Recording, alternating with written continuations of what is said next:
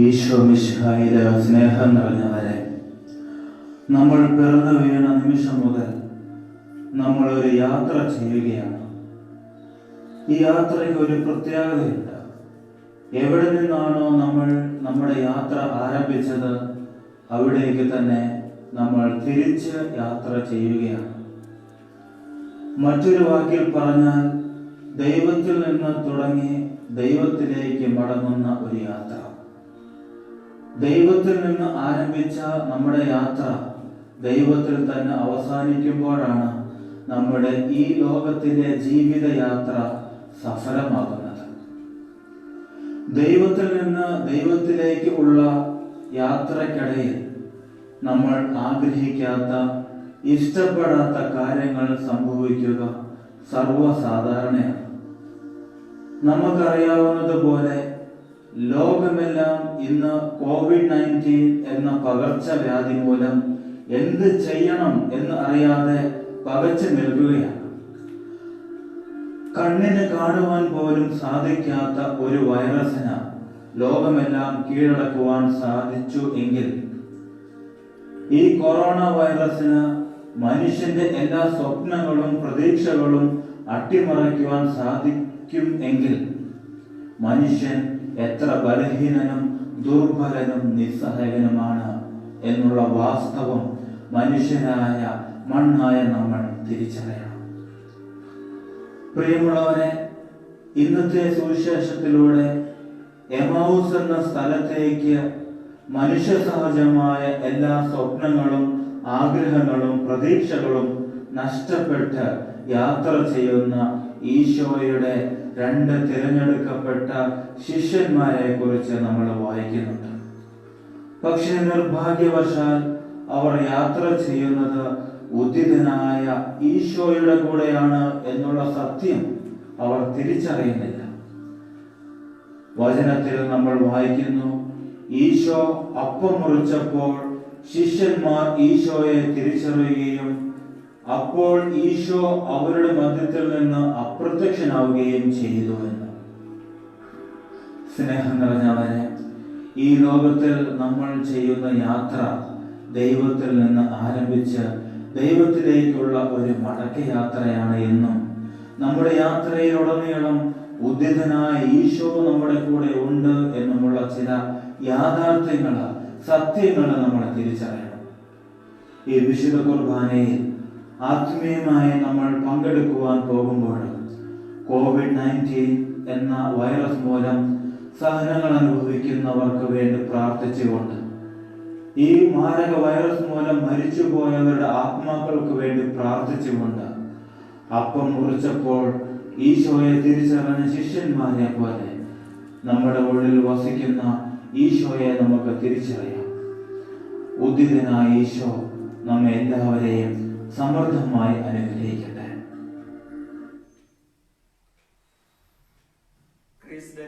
भाइयों बहनों, हम जानते हैं कि ईश्वर हम सबों को जानता है और हम सबों को पहचानता है, और हम जानते हैं कि इस संसार में हमारी जो यात्रा है वो ईश्वर के घर से शुरू होती है और हम इस धरती पर एक गेस्ट के रूप में आते हैं और इस धरती पर हमारा रहने का जो मकसद है वह ईश्वर को जानना है, ईश्वर को पहचानना है।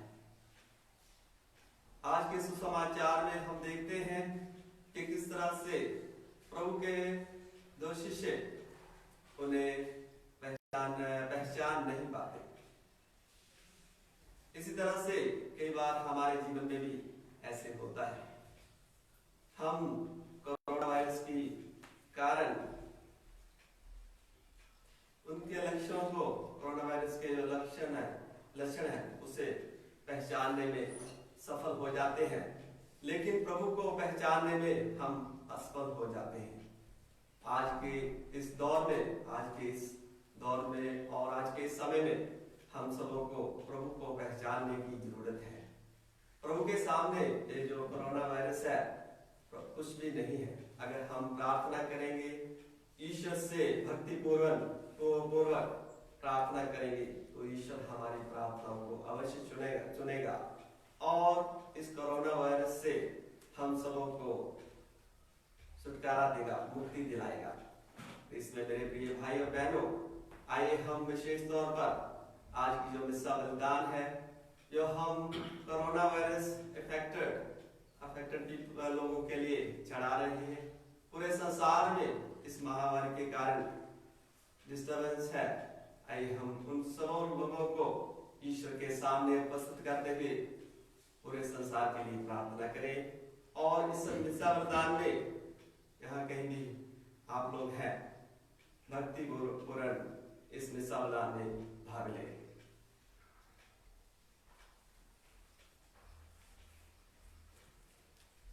भाई और बहनों, हम अपने प्रभु यीशु का भाई और बहनों, हम अपने पाप से स्वीकार करें जिससे पवित्र बलि चढ़ाने के योग बन जाए।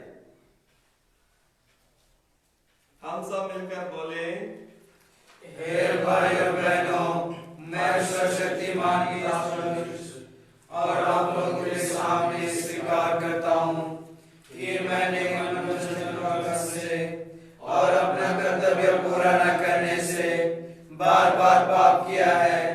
मैं अपना दोष स्वीकार करता हूँ। इसलिए मैं धन्य कुंवारी मरियम से, सब स्वर्गदूतों, सब संतों और आप लोगों से, हे भाई और बहनों, विनती करता हूँ कि आप मेरे लिए परमेश्वर से प्रार्थना करें।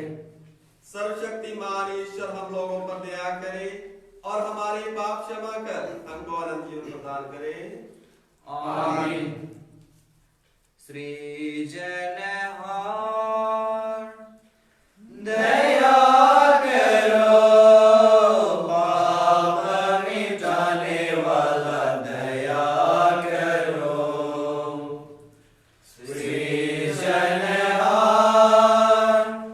दया करो, पाप मिटाने वाला दया करो।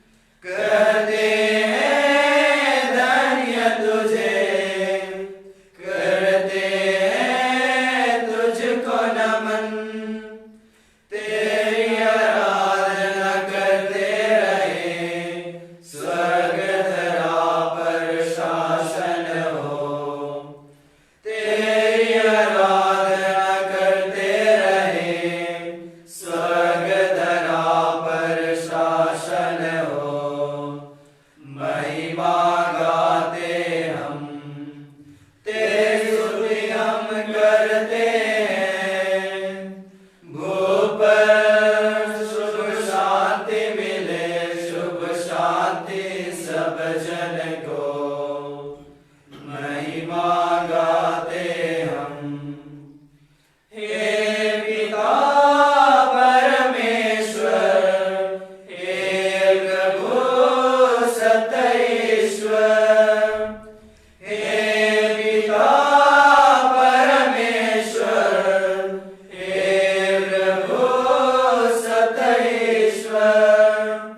पावन आत्मा सुन लो पुकार, दीन दुखी हम आए हैं द्वार। पावन आत्मा सुन लो पुकार, दीन दुखी हम आए हैं द्वार। महिमा गाते हम, तेरी स्तुति हम करते हैं। भूप शुभ शांति मिले, शुभ शांति सब जन को। महिमा गाते हम। दुनिया के पाप हरो, परमेश्वर करे कृपा। दुनिया के पाप हरो, परमेश्वर करे कृपा। शाश्वत शांति बरसा प्रभु, शिष्य तेरे हम गुरुवर तू। शाश्वत शांति बरसा प्रभु, शिष्य तेरे हम गुरुवर तू। महिमा गाते हम, तेरी स्तुति हम करते हैं। भूप शुभ शांति मिले, शुभ शांति सब जन को। महिमा गाते हम। हम प्रार्थना करें। हे पूज्य पिता, तुझसे हमारी प्रार्थना है कि आध्यात्मिक वसंत में हमारा हृदय सदा लहराता रहे। हमें अत्यंत हर्ष हो रहा है कि तेरी दया से हमें तेरे पुत्र पुत्रिया का गौरव फिर प्राप्त हो गया है। यह कृपा है कि हम दृढ़ भरोसे के साथ अपने पुनरुत्थान की बाट जोते रहे। हमारे प्रभु और तेरे पुत्र यीशु मसीह के द्वारा, जो ईश्वर होकर तेरे तथा पवित्र आत्मा के साथ युगायुग जीते और राज करते हैं। आमीन। पास्का का तीसरा इतवार। पहला पाठ प्रेरित चरित अध्याय 2 पद संख्याएं 22 से 33 तक। पाठ का मूल वाक्य है, यह संभव ही था कि वह मनुष्य के वश में रह जाए। पेंतेकोस्त के दिन पेतरुस ने 11 के साथ खड़े होकर लोगों को संबोधित करते हुए ऊंचे स्वर से कहा, इस्राएली भाइयों, मेरे बातें ध्यान से सुनिए। आप लोग स्वयं जानते हैं कि ईश्वर ने यीशु नाजरी द्वारा आप लोगों के बीच कितने महान कार्य, चमत्कार एवं चिन्ह दिखाए हैं। इससे यह प्रमाणित हुआ कि यीशु ईश्वर की ओर से आप लोगों के पास भेजे गए थे। वह ईश्वर के विधान तथा पूर्व ज्ञान के अनुसार पकड़वा दिए गए और आप लोगों ने विधर्मियों के हाथों उन्हें क्रूस पर चढ़ाया और मरवा डाला है। किंतु ईश्वर ने मृत्यु के बंधन खोलकर उन्हें पुनर्जीवित किया। यह संभव ही था कि वह मृत्यु के वश में रह जाएं, क्योंकि उनके विषय में दाऊद यह कहते हैं, प्रभु सदा मेरी आंखों के सामने रहता है, वह मेरे दाहिने विद्यमान है, इसलिए मैं दृढ़ बना रहता हूँ। मेरा हृदय आनंदित है, मेरी आत्मा प्रफुल्लित है और मेरा शरीर भी सुरक्षित रहेगा, क्योंकि तू मेरी आत्मा को अधोलोक में नहीं छोड़ेगा। तू अपने भक्त को कब्र में गलने नहीं देगा। तूने मुझे जीवन का मार्ग सिखाया है। तेरे पास रहकर मुझे परिपूर्ण आनंद प्राप्त होगा। यह प्रभु की वाणी है। ईश्वर को धन्यवाद। दिल में संजो कर रख लो, गले में पालो माला बनाकर। दिल में संजो कर रख लो, गले में पालो माला बनाकर। विपत्ति के समय में तुम्हारा दिलासा वचन प्रभु का। विपत्ति के समय में तुम्हारा दिलासा वचन प्रभु का। दिल में संजो कर रख लो, गले में पालो माला बनाकर। दिल में संजो कर रख लो, गले में पालो माला बनाकर। रात्रि के समय में तुम्हारा उजाला वचन प्रभु का। रात्रि के समय में तुम्हारा उजाला वचन प्रभु का। दिल में संजो कर रख लो, गले में पालो माला बनाकर। दिल में संजो कर रख लो, गले में पालो माला बनाकर। संकट के समय में तुम्हारा सहारा वचन प्रभु का। संकट के समय में तुम्हारा सहारा वचन प्रभु का। दिल में संजो कर रख लो, गले में पालो माला बनाकर। दिल में संजो कर रख लो, गले में पालो माला बनाकर। दूसरा पाठ संत पेतरुस का पहला पत्र, अध्याय 1, पद संख्याएं 17 से 21 तक। आप लोगों का उद्धार एक निर्दोष तथा निष्कलंक मेमने अर्थात मसीह के मूल्यवान रक्त की कीमत पर हुआ है। यदि आप उसे पिता कहकर पुकारते हैं, जो पक्षपात किए बिना प्रत्येक मनुष्य का उसके कर्मों के अनुसार न्याय करता है, तो जब तक आप यहाँ परदेश में रहते हैं तब तक उस पर श्रद्धा रखते हुए जीवन बिताएं। आप लोग जानते हैं कि आपके पुरखों से चली आई हुई निरर्थक जीवनचर्या से आपका उद्धार सोने चांदी जैसी नश्वर चीजों की कीमत पर नहीं हुआ है, बल्कि एक निर्दोष तथा निष्कलंक मेमने अर्थात मसीह के मूल्यवान रक्त की कीमत पर।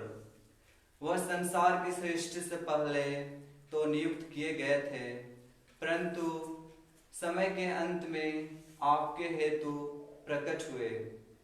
उन्हीं के द्वारा आप लोग अब ईश्वर में विश्वास करते हैं। ईश्वर के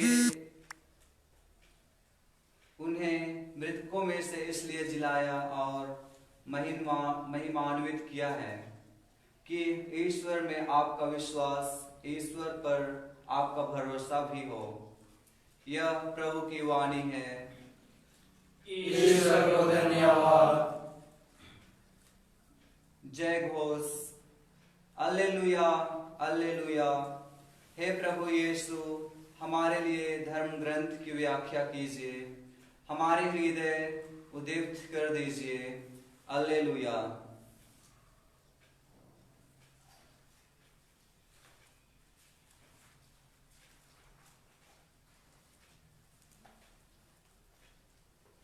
प्रभु आप लोगों के साथ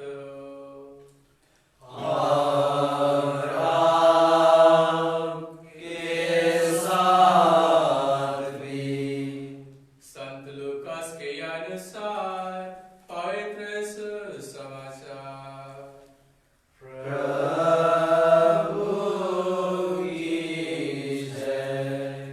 अध्याय 24 पाठ संख्या 13 से 35 तक।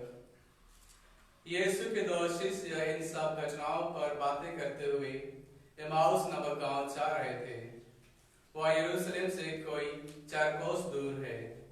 वे आपस में बातचीत और विचार विमर्श कर ही रहे थे कि यीशु स्वयं आकर उनके साथ चलने लगे, परंतु शिष्यों की आंखें उन्हें पहचानने में असमर्थ रही।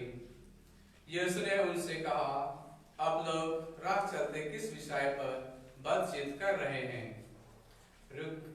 वे रुक गए। उनके मुख मलिन थे। उनमें से एक क्लोफस ने उत्तर दिया, यरूशलेम में रहने वालों में से आप भी एक ऐसे हैं जो यह नहीं जानते कि इन दिनों वहां क्या क्या हुआ है। यीशु ने उनसे कहा, क्या हुआ है? उन्होंने उत्तर दिया, बात यीशु नाज़री की है। वह ईश्वर और समस्त जनता की दृष्टि में कर्म और वचन के शक्तिशाली नबी थे। हमारे महायाजकों और शासकों ने उन्हें दंड दिलाया और क्रूस पर चढ़वाया। हम तो आशा करते थे कि वही इस्राएल का उद्धार करने वाले थे। यह आज से 3 दिन पहले की बात है। यह सच है कि हम में से कुछ स्त्रियों ने हमें बड़े अचंभे में डाल दिया है। वे बड़े सवेरे कब्र के पास गई और उन्हें यीशु का शव नहीं मिला। उन्होंने लौट कर कहा कि हमें स्वर्गदूत दिखाई दिए जिन्होंने यह बताया कि यीशु जीवित है। इस पर हमारे कुछ साथी कब्र के पास गए और उन्होंने सब कुछ वैसा ही पाया जैसा स्त्रियों ने कहा था, परंतु उन्होंने यीशु को नहीं देखा। तब यीशु ने उनसे कहा, रे निर्बुद्धियों, नबियों ने जो कुछ कहा है उस पर विश्वास करने में तुम कितने मंदमती हो। क्या यह आवश्यक नहीं था कि मसीह वह सब सह ले और इस प्रकार अपनी महिमा में प्रवेश करे? तब मूसा से लेकर अन्य सब नबियों का हवाला देते हुए जो कुछ धर्म ग्रंथ में अपने विषय में लिखा है, यह सब यीशु ने उन्हें समझाया। इतने में वे उस गांव के पास पहुंच गए जहां वे जा रहे थे। लग रहा था जैसे यीशु आगे बढ़ना चाहते हैं। शिष्यों ने यह कहकर उनसे आग्रह किया, हमारे साथ रह जाइए, संझ हो रही है और अब दिन ढल चुका है। और वह उनके साथ रहने के लिए भीतर गए। यीशु ने उनके साथ भोजन पर बैठकर रोटी ली, आशीष की प्रार्थना पढ़ी और उसे तोड़कर उन्हें दे दिया। इस पर शिष्यों की आंखें खुल गई और उन्होंने यीशु को पहचान लिया, किंतु यीशु उनकी दृष्टि से ओझल हो गए। तब शिष्यों ने एक दूसरे से यह कहा, हमारा हृदय कितना उद्दीप्त हो रहा था जब वह रास्ते में हमसे बातें कर रहे थे और हमारे लिए धर्म ग्रंथ की व्याख्या कर रहे थे। वे उसी घड़ी उठकर यरूशलेम लौट गए। वहां उन्होंने 11 और उनके साथियों को एकत्र पाया जो यह कह रहे थे, प्रभु सचमुच जी उठे हैं और सिमोन को दिखाई दिए हैं। तब उन्होंने भी बताया कि रास्ते में क्या क्या हुआ है और कैसे उन्होंने यीशु को रोटी तोड़ते समय पहचान लिया था। यह प्रभु का सुसमाचार है। ख्रीस्त की जय।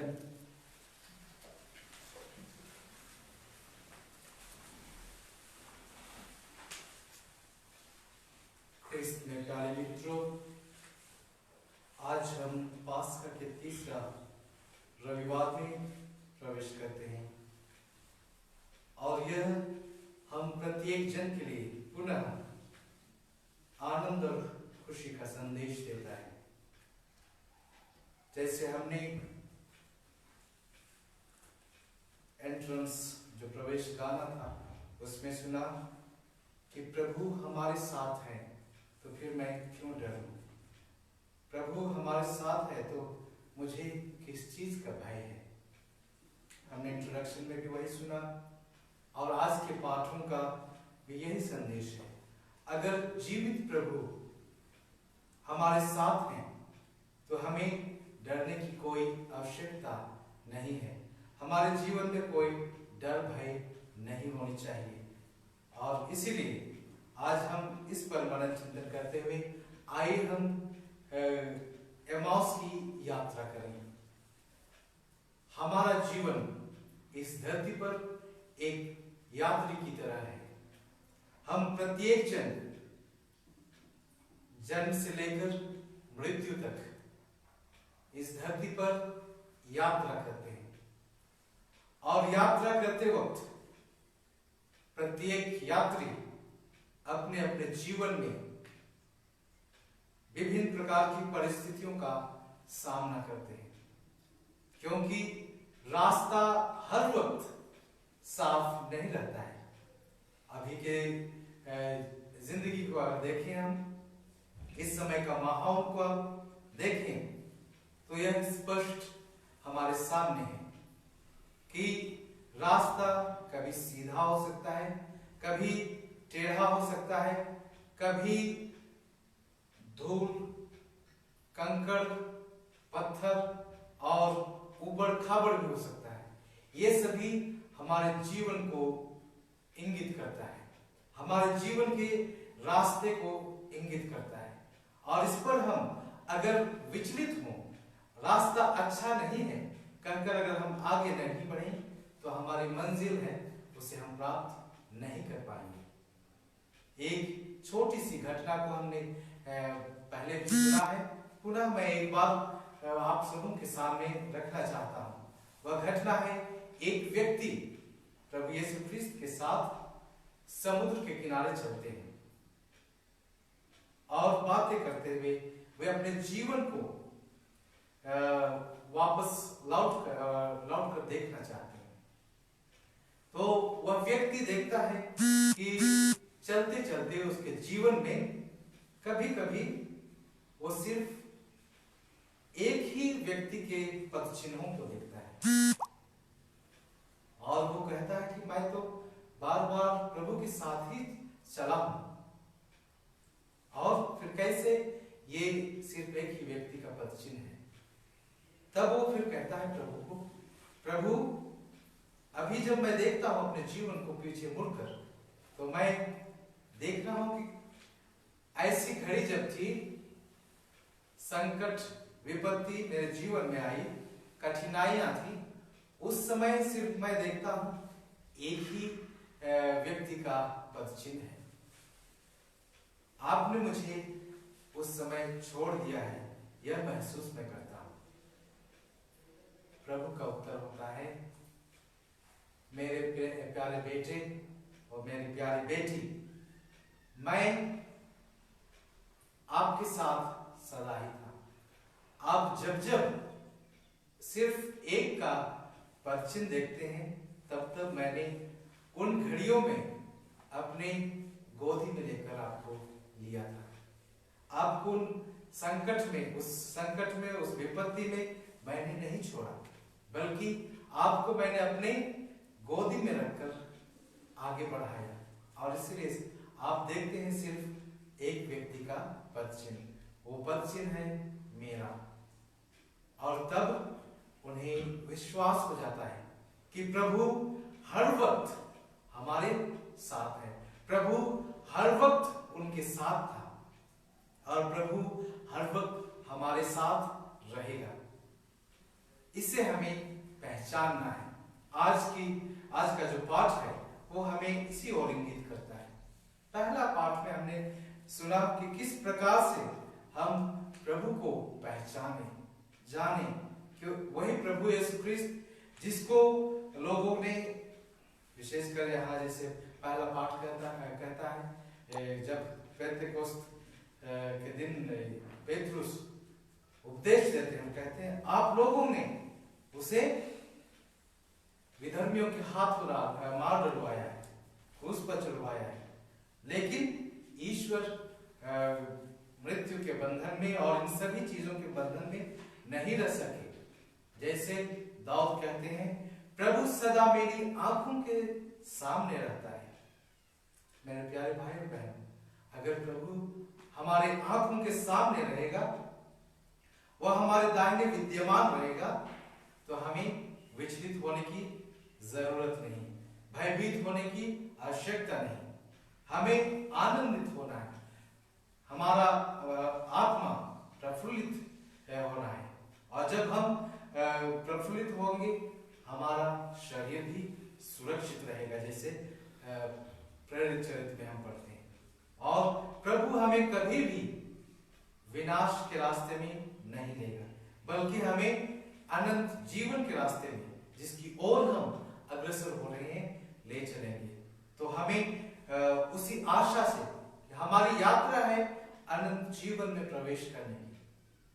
जन्म से शुरू हुई मृत्यु दूसरा जन्म होगा, और उसके द्वारा हम अनंत जीवन में प्रवेश करेंगे। इसलिए हमें उसी आशा के साथ हमारे जीवन को जीना है, और प्रभु हमारे साथ सदा रहते हैं उसे जानना है, क्योंकि प्रभु ने स्वयं अपने पवित्र मूल्यवान रक्त से हमें खरीदा है। हम किसी सोने चांदी जैसे नश्वर चीजों से नहीं खरीदे गए हैं, बल्कि प्रभु यीशु ख्रिस्त जो निर्दोष थे, निष्कलंक थे, अपना खून बहाकर हम प्रत्येक जन के लिए कीमत चुकाया है। और इसीलिए हमें उस पर विश्वास करते हुए हम अपने जीवन को, ये जो हमारा यह यात्रा परदेशी, जैसे संत पेत्रुस कहते हैं, हम सभी इस दुनिया में एक परदेशी के समान है, जो अपने देश की यात्रा की ओर जा रहे हैं। वो शुरू हुई और अंत मृत्यु से होगी, और मृत्यु अनंत जीवन में हमें प्रवेश करेगा। तो आइए हम प्रभु पर श्रद्धा और विश्वास रखते हुए यह जानने की कोशिश करें कि यह एमाउस की यात्रा हमारे जन्म से शुरू हुई है, और हमारे मृत्यु के द्वारा यह एमाउस की यात्रा जो नई बनती जाएगी अनंत जीवन के लिए, उस पर प्रभु हमारे साथ रहते हैं। और जैसे एमाउस की यात्रा में शिष्य उदास, निराश, हताश, भयभीत थे, प्रभु उनके साथ चलते। जब हमारे जीवन में दुख तकलीफें आती हैं, हमारे बुद्धि मारी जाती है, हमारे प्रतिभाएं सब कुछ खत्म हो जाती हैं, हम शक्तिहीन हो जाते हैं, तब प्रभु हमारे साथ रहते हैं, और प्रभु की शक्ति हम पर प्रकट होती है। जैसे संत पौलुस कहते हैं, जब मैं कमजोर हूं तब मैं बलवान हूं। When I am weak, I am strong. हमारी कमजोरी में प्रभु की शक्ति है, हमारी बीमारी में प्रभु की महिमा है, चंगाई है, हमारी शक्तिहीनता में प्रभु स्वयं अपनी महिमा प्रकट करना चाहते हैं। और इसलिए आज जब हम कोरोना वायरस के इस संकट परिस्थिति में पड़े हुए हैं, इस पर प्रभु अपनी महिमा प्रकट करना चाहते हैं। हम प्रत्येक जन को प्रभु समय दे रहे हैं पहचानने के लिए, कि हम प्रभु को पहचानें, क्योंकि प्रभु हमारे साथ चलते हैं। उसे जाने, पहचाने और प्यार करें। जानेंगे हम प्यार करेंगे, जानेंगे हम पहचानेंगे, और तभी हम उस यात्रा में सफल हो सकेंगे, उस यात्रा में उस मंजिल तक हम पहुंच पाएंगे जिसकी ओर हम आगे बढ़ रहे हैं। तो आइए हम सदा पहचानने की कोशिश करें कि प्रभु हम जाने या ना जाने, माने या ना माने, हमारे साथ हैं। और जब वो हमारे साथ हैं तो हमें डर भय होने की कोई आवश्यकता नहीं। हम प्रभु को धन्यवाद दें, और जैसे एमाउस के यात्रा में दो शिष्य प्रभु को रोटी तोड़ते समय पहचानते हैं। हम भी घर परिवार में रहकर प्रभु के वचनों में मनन चिंतन करते हुए उसे जाने, पहचाने और प्यार करें और उसी संदेश को जैसे शिष्यगण यरूशलेम लौटकर बतलाते हैं कि हमने भी प्रभु को देखा है, हमने भी प्रभु को पहचाना है, तो हम भी वैसा ही साक्ष्य दें कि हम दुख और तकलीफ में भी प्रभु को पहचानने जानते हैं। दुख और तकलीफ में भी प्रभु को हम नहीं छोड़ते हैं, क्योंकि प्रभु हमें नहीं छोड़ते हैं। प्रभु हमारे साथ हैं, प्रभु हमारे साथ रहेंगे। तो आइए हम उसको धन्यवाद देते हुए, उस पर विश्वास करते हुए, यही आशा के साथ हमारे जिंदगी को आगे बढ़ाएं कि यह क्षण है, विपत्ति का क्षण है, वो गुजर जाएगा। Nothing is permanent, only God is permanent. आमेन।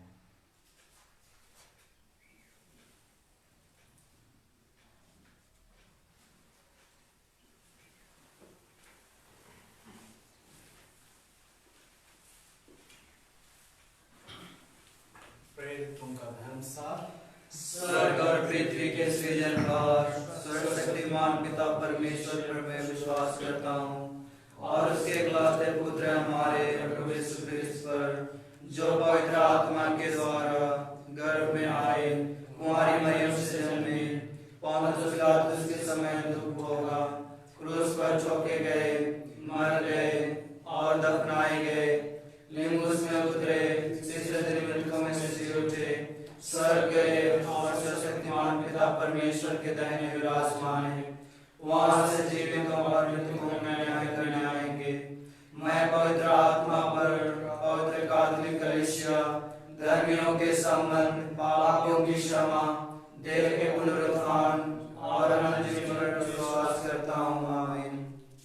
प्यारे भाइयों और बहनों, यीशु क्रिस्त मृतकों में से जी उठे हैं। यह आनंद का समय है जिसे प्रभु ने रचा है। इसलिए हम कृतज्ञता के साथ ईश्वर से प्रार्थना करें और कहें, हे पिता हमारी प्रार्थना सुन, हे पिता हमारी प्रार्थना सुन। क्रिस्त ने क्रूस की पीड़ा और अपमान को सबों की मुक्ति एवं विजय में बदल दिया। इन्हीं को सब कोई माने तथा इनकी आराधना करे। हे पिता हमारी प्रार्थना सुन। सभी राष्ट्र और उनके नेता मित्र भाव और सहयोग से रहना सीखे। हे पिता हमारी प्रार्थना सुन। पास्का का ये दिव्य प्रकाश हमारे सभी क्रिस्तीय भाई बहनों पर चमके और प्रभु के आनंद और शांति से उनका हृदय भर दे। हे पिता हमारी प्रार्थना सुन। जो क्रिस्तीय धर्म के नाते दुख सहते और मर जाते हैं, उन्हें पुनर्जीवित मुक्ति, मन का साहस और अनंत जीवन की आशा प्रदान करे। हे पिता हमारी प्रार्थना सुन। जो विश्वासहीन वेदी से क्रिस्त का शरीर और रक्त ग्रहण करने वाले हैं, वे प्रभु के प्रतापी पुनरुत्थान के सहभागी बन जाएं। हे पिता हमारी प्रार्थना सुन।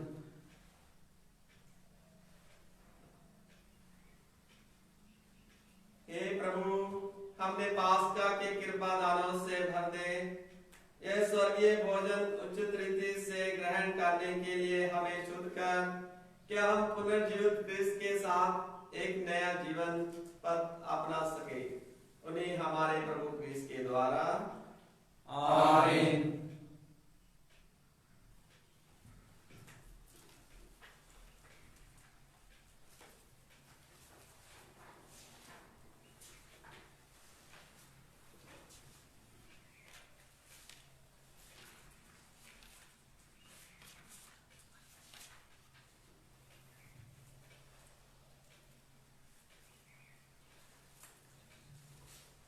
प्रभु लाए चढ़ाने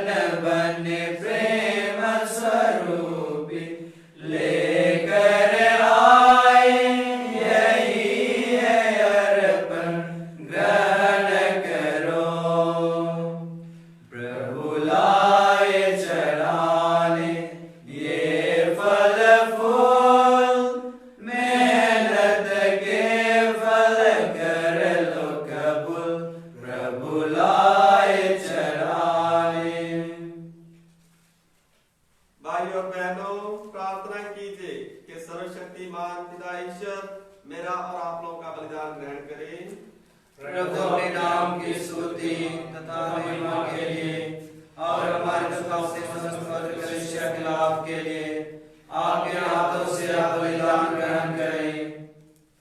हे प्रभु, अपनी उल्लासमय कलीसिया का ये चढ़ावा कृपा पूर्वक ग्रहण कर तेरी ही कृपा से इसको यह आनंद मिला है, ऐसा वर दे के सुख भी प्राप्त करे हमारे प्रभु क्रिस्त के द्वारा।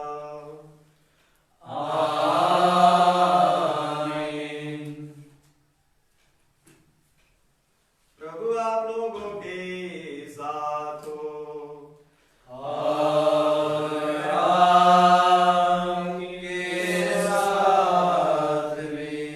प्रभु में मन लगाए।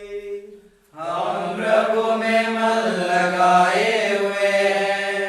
हम अपने प्रभु परमेश्वर को धन्यवाद दें। यह उचित और आवश्यक है। हे पूज्य पिता, यह परम उचित है, हमारा कर्तव्य तथा कल्याण है कि हम प्रतिदिन और विशेषकर इस अवसर पर अधिक समारोह के साथ तेरा गुणगान करें, जब क्रिस्त हमारे पास्का का मेमना बलि चढ़ाए गए हैं। यह हमारे लिए अपने को सदा बलि चढ़ाते हैं और हमारे पक्ष में तेरे सम्मुख निरंतर दुहाई देते हैं। ये एक बार बलि चढ़ चुके हैं, अब फिर कभी नहीं मरेंगे, क्योंकि मर जाने पर भी वह सदा जीवित है।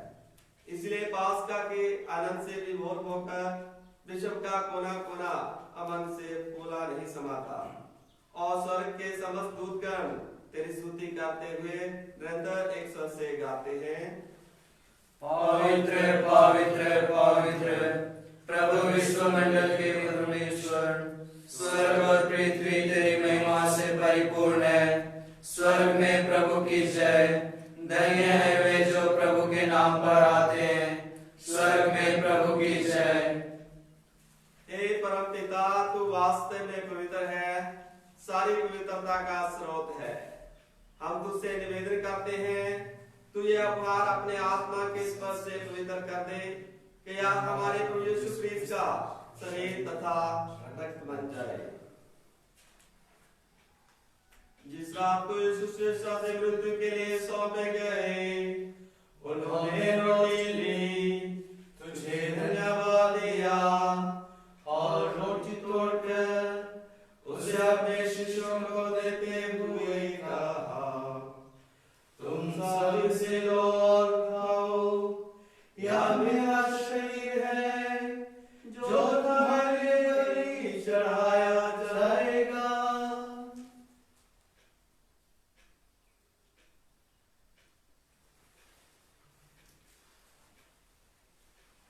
इसी भांति भोजन के बाद उन्होंने कटोरा लिया, तुझे धन्यवाद दिया और उसे अपने शिष्यों को देते हुए कहा, तुम सब इसे लो और पियो, यह मेरे रक्त का कटोरा है, नवीन और आनंद व्यवस्था का रक्त, जो तुम्हारे सबों के पापों की क्षमा के लिए बहाया जाएगा। तुम मेरी स्मृति में किया करो।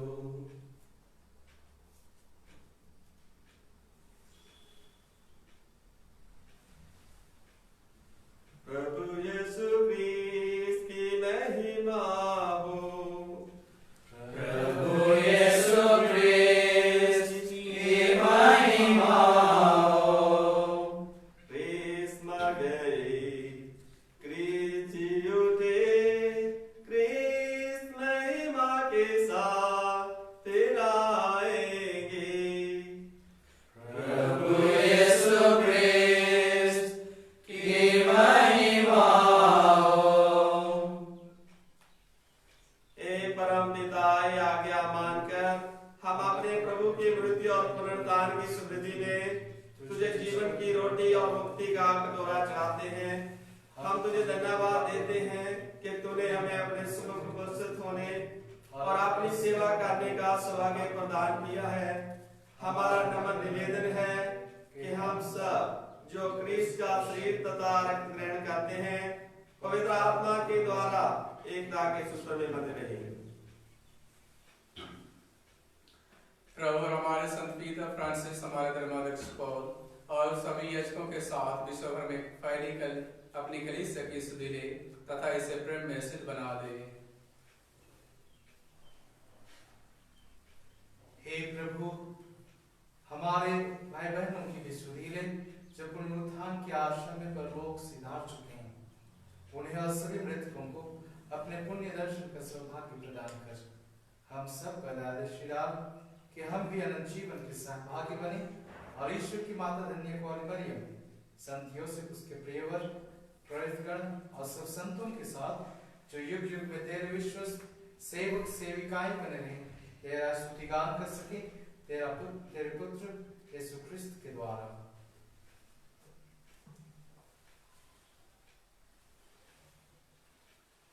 इन्हीं प्रभु ख्रिस्त के द्वारा इनके साथ और मिले, हे सर्वशक्तिमान पिता परमेश्वर, पवित्र आत्मा के साथ तुझे समाधान तथा महिमा युगानुयुग मिलती रहती है।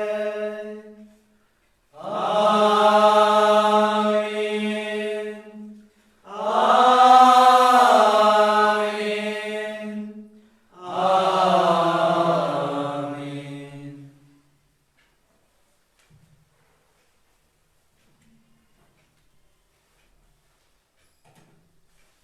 हम सब मिलकर पिता ईश्वर से प्रार्थना करें जैसे प्रभु यीशु ने हमें सिखलाया है। हे हमारे पिता, तू जो स्वर्ग में है, तेरा नाम पवित्र किया जाए, तेरा राज्य आए, तेरी इच्छा जिस स्वर्ग में है वैसे इस पृथ्वी पर भी पूरी हो। हमारा प्रतिदिन का आहार आज हमें दे और हमारे अपराध में क्षमा कर जैसे हम भी अपने अपराधियों को क्षमा करते हैं, और हमें परीक्षा में ना डाल परंतु आमीन। हे प्रभु, हम तुझसे प्रार्थना करते हैं सभी बुराइयों से हमें बचा और जीवन में कृपा पर शांति प्रदान कर। हम तेरी दया से सदा पाप से दूर और हर व्यक्ति से सुरक्षित रहे और उस दिन की प्रतीक्षा करते रहे जब हमारा मुक्तिदाता यीशु ख्रिस्त फिर प्रकट होकर हमारी मनोकामनाएं आशा पूरी करेंगे। क्योंकि तेरा राज, तेरा सामर्थ और तेरी महिमा अनंत तक बनी रहती है। हे प्रभु यीशु ख्रिस्त, तूने अपने प्रेरितों से कहा है, मैं तुम्हारे लिए शांति छोड़ जाता हूँ, अपनी शांति तुम्हें प्रदान करता हूँ। तो हमारे पापों पर नहीं, अपनी कलीसिया के विश्वास पर दया दृष्टि डाल और उसे शांति तथा एकता प्रदान कर। तू युगायुग जीता और राज्य करता है। आमीन। प्रभु की शांति सदा लोगों के साथ रहे। और आपके साथ भी। बस पे भाग रखिए।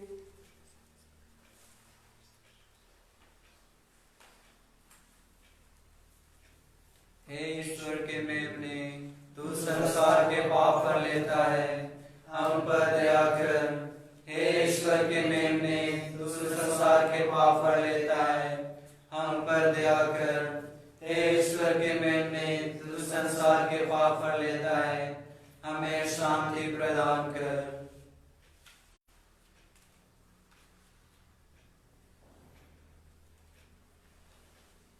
देखिए ईश्वर का मेहमान जो संसार के पाप लेता है। धन्यवाद प्रभु के भोजन लाए जाते हैं। हे प्रभु, मैं इस योग्य नहीं हूँ कि आप मेरे यहाँ आए, किंतु एक शब्द कर दीजिए और मेरी आत्मा चंगी हो जाएगी।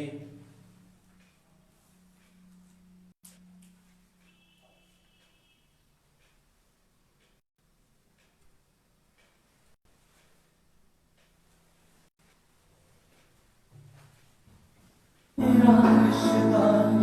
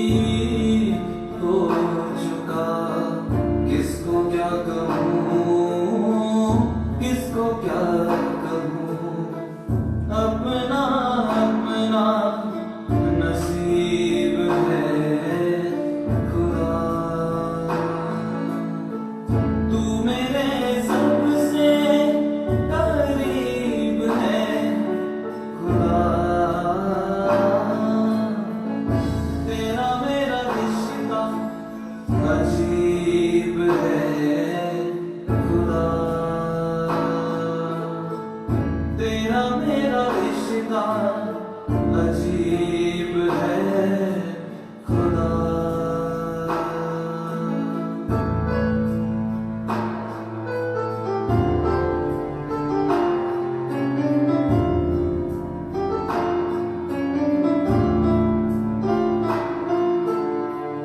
बहुत गुनाह मैं कर चुका, दिल बस दुआ में ठहरे।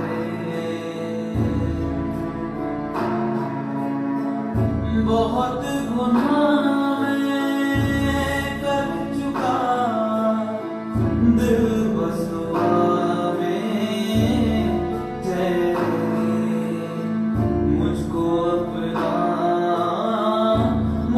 अपना इल्तिजाए गरीब है खुदा। तू मेरे सबसे करीब है खुदा। तेरा मेरा रिश्ता अजीब है खुदा। तेरा मेरा रिश्ता अजीब है खुदा।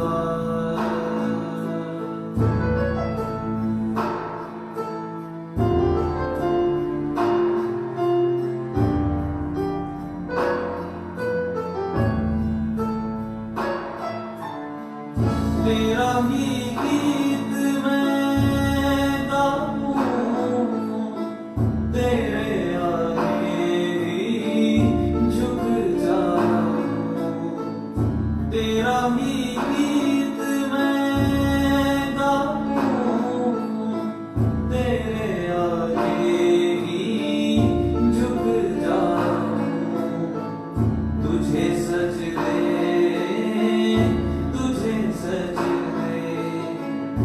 मेरा बस तू ही हबीब है खुदा।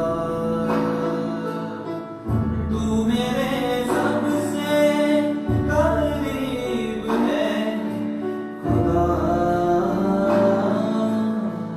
तेरा मेरा रिश्ता अजीब है खुदा।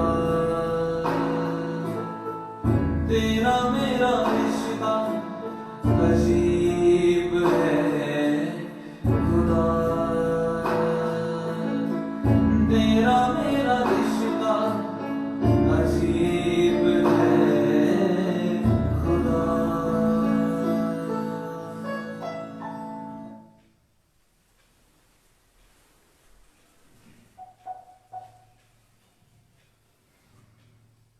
भाइयों बहनों, हम जानते हैं कि हम सब जो कोरोना वायरस महामारी के कारण पूरा संसार परेशान है और इस महामारी के कारण पूरे संसार में डिस्टर्बेंस है और हम सबों को प्रार्थना की जरूरत है।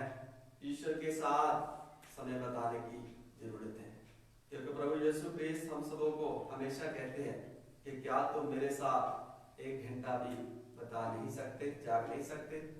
तो इसी तरह से हम जब तक यह महामारी जो कोरोना वायरस की है, जब तक इसे हम अपने जीवन में हरा नहीं देते, जब तक मुक्तिदाता की मदद से हम इस कोरोना वायरस की जो महामारी है इससे मुक्ति प्राप्त नहीं करते, तब तक हमें प्रार्थना करने की जरूरत है।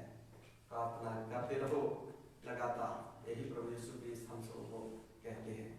तो क्रिस्त में मेरे प्रिय भाई और बहनों, आइए हम भक्ति पूर्वक प्रार्थना में लगे रहे और इस महामारी के विरुद्ध प्रार्थना के द्वारा हम लड़े, ताकि ईश्वर की जीत हो और कोरोना वायरस की जो महामारी है उसकी हार हो।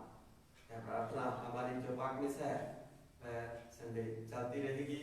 हम सब ईश्वर के साथ जुड़कर इस प्रार्थना में अपना सहयोग डालते रहेंगे। आप सबों को भी आपके समय के लिए भी हम प्रार्थना इस सप्ताह में लगातार करते रहेंगे। हम प्रार्थना करें।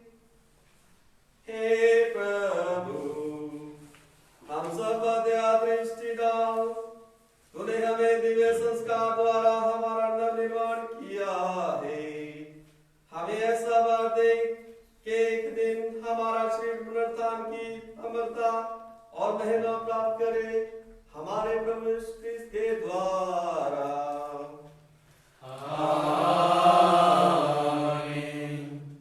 प्रभु आप लोगों के साथ हो।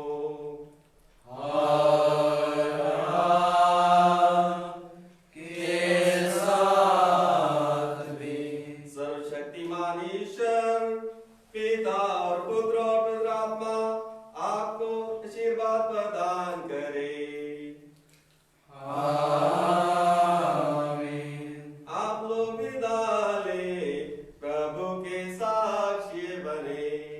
Hallelujah hallelujah. परमेश्वर को धन्यवाद। Hallelujah hallelujah.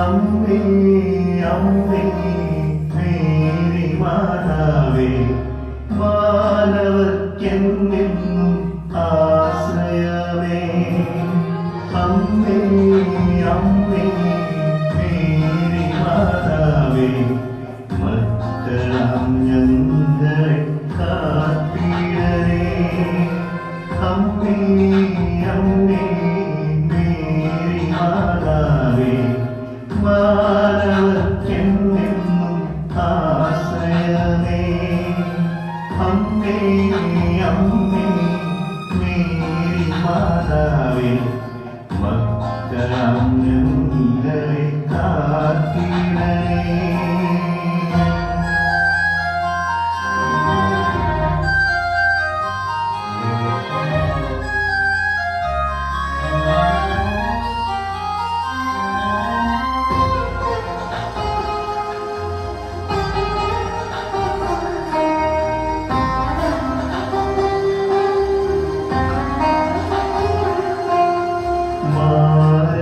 മാരകവ്യാധികൾ മാറിടും നിൻ മാതൃസ്നേഹത്തിൻ്റെ മാറിടത്തിൽ മാരകവ്യാധികൾ മാറിടും നിൻ മാതൃസ്നേഹത്തിൻ്റെ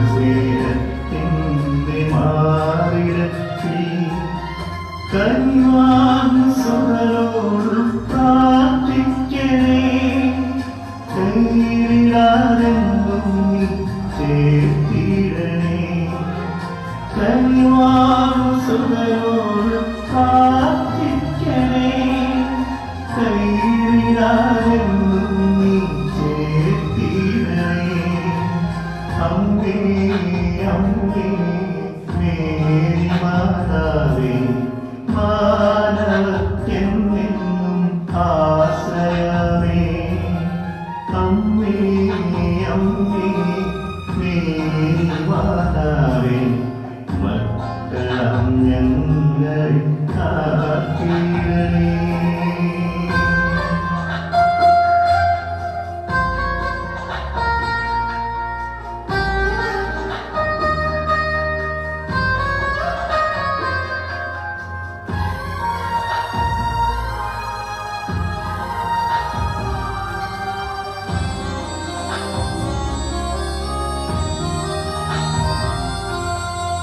കോവിലിൻ കൊടിയ വിപത്തിലല്ലോ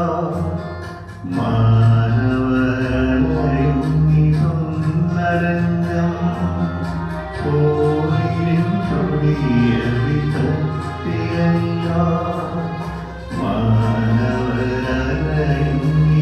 മാനവരലയുന്നിതൊന്നരഞ്ഞം മധ്യസ്ഥമേ കുഞ്ഞേരിമാനേ മക്കൾക്കിന്നാശ്രയം നീ മാത്രമേ മധ്യസ്ഥമേ കുഞ്ഞേരിമാനേ മക്കൾക്കിന്നാശ്രയം നീ മാത്രമേ അമ്മേ അമ്മേ മേരി മാതാവേ മാനവർക്കെന്നെന്നും ആശ്രയമേ അമ്മേ അമ്മേ മേരി മാതാവേ മക്കളാം ഞങ്ങളെ കാത്തിടണേ അമ്മേ